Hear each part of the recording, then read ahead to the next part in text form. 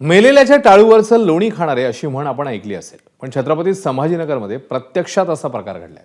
मयत महिलांच्या अंगावरील सोनं आणि पैसे चोरीला गेल्याचा प्रकार समोर आलाय। संभाजीनगरच्या गंगापूरमध्ये हा प्रकार घडला। हैदराबाद इथले भाविक शिर्डीला दर्शनासाठी गेले होते। त्यांचा गंगापूरजवळ अपघात झाला, ज्यात 4 जणांचा मृत्यू झालाय। त्यामुळे त्यांना रुग्णवाहिकेतनं गंगापूरच्या शासकीय रुग्णालयात आणण्यात आलं।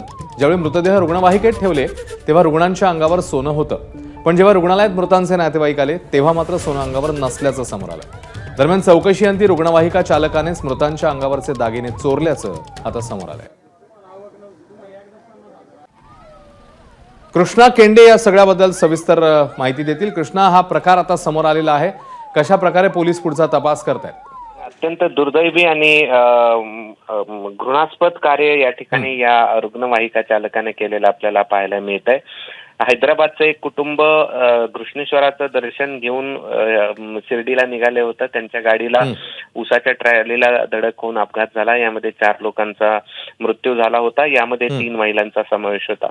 या 3 महिलांच्या अंगावरचं सोनं हे काढून घेण्याचं काम या व्यक्तीनं केलेलं आहे आणि अशा प्रकारे ही घटना पहिल्यांदाच घडली असावी।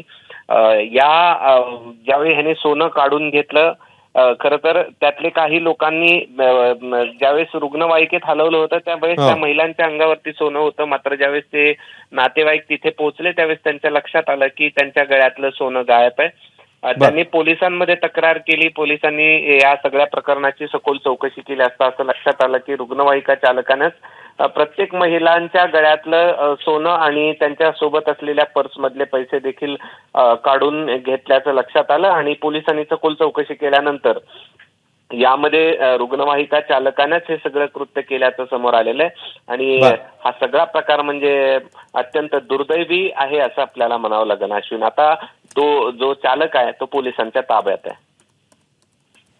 कृष्णा, धन्यवाद या सगळ्या सविस्तर माहितीबद्दल। एबीपी माझा, उघडा डोळे बघा नीट।